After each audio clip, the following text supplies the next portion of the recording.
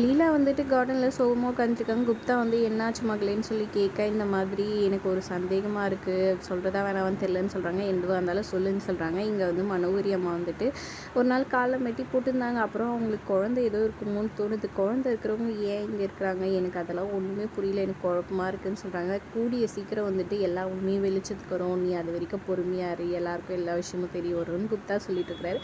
அப்போ அவசரமாக நம்மளோட அருந்ததி ஓடி வராங்க. என்னாச்சு மகளேன்னு சொல்லிட்டு குப்தா வந்துட்டு லீலா இருக்கிறது மறந்து போய் கேட்டுறாரு. அவங்களும் வந்துட்டு இந்த மாதிரி அங்கே வந்து அந்த கோரா வந்தான், என்னை குடிக்க பார்த்தான், அப்போ வந்துட்டு இந்த மாதிரி நடந்துச்சுன்னு சொல்லிட்டு எல்லா உண்மையும் வந்துட்டு பாக்கி வந்துட்டு தன்னை காப்பாற்று தண்ணி ஊற்றி அதெல்லாம் வந்துட்டு சொல்லிகிட்ருக்காங்க. நல்ல வேலை எதுவும் ஆகலை உனக்கு, நான் அதுக்கு தான் சொன்னேன்ற மாதிரி சொல்லிட்டு இருக்கிறாங்க.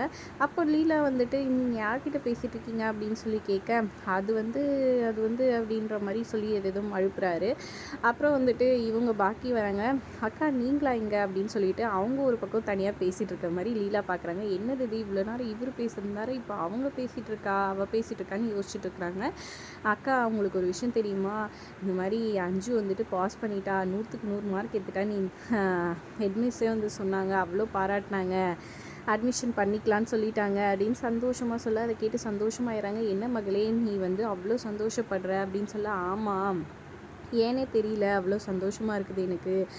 அவங்க சொந்தக்காரங்களுக்கு ரத்த சொந்தத்துக்கு சந்தோஷம் இருக்கும், சரி எனக்கு ஏன் அவ்வளோ சந்தோஷமாக இருக்குது. அஞ்சுக்கு உடம்பு சரியாதப்போ எங்கள் அப்பாவுக்கு எப்படி உடம்பு சரியில்லைன்னா எனக்கு கஷ்டமாக இருக்குமோ அதே மாதிரி எனக்கு கஷ்டமாக இருந்துச்சு, அது எதனால்னே எனக்கு தெரியல அப்படின்ற மாதிரி சொல்லிட்டு இருக்காங்க. எல்லாம் ரத்த பந்தம், நீ அந்த பசங்க உன்னோட குழந்தைங்க மாதிரி தானே அப்படின்ற மாதிரி குப்தா வந்து மனசுக்குள்ளே நினச்சிக்கிறாரு. ஒரு பக்கம் இங்கே லீலா போயிட்டு இந்த மாதிரி குப்தாவும் தனியாக பேசிகிட்டு இருந்தார், இவங்களும் பாக்கியும் தனியாக பேசிகிட்டு இருந்தா மிஸ் அம்மாவும் அப்படின்னு சொல்லிட்டு சொல்கிறாங்க. அதை கேட்டோன்னே அவங்க ஒரு பக்கம் ஷாக் ஆகிறாங்க, என்னவா இருக்குன்ற மாதிரி ஒரு பக்கம் யோசிச்சுட்டு இருக்கிறாங்க தீவிரமாக. இங்கே கோரா வந்துட்டு அவங்க குருஜியை வந்துட்டு போய் பார்க்குறாரு. ஆன்மா வந்துட்டு எல்லார் கண்ணுக்கும் தெரியாதுல்ல, உங்ககிட்ட நான் பூஜை பண்ணி கற்றுக்கிட்ட அந்த இதுனால தான் எனக்கு ஆன்மா கண்ணுக்கு தெரியுது, ஆனால் ஒரு பொண்ணு சாதாரணமாக பேசிக்கிட்டு இருந்தா அப்படின்ட்டு நடந்த விஷயத்த அவங்க குருஜி கிட்டே சொல்லிட்டு இருக்கிறாரு. என்ன நடக்க போகுதுன்றதை பொறுத்திருந்து பார்க்கலாம். வீடியோ பிடிச்சிருந்தா லைக் பண்ணிக்கோங்க.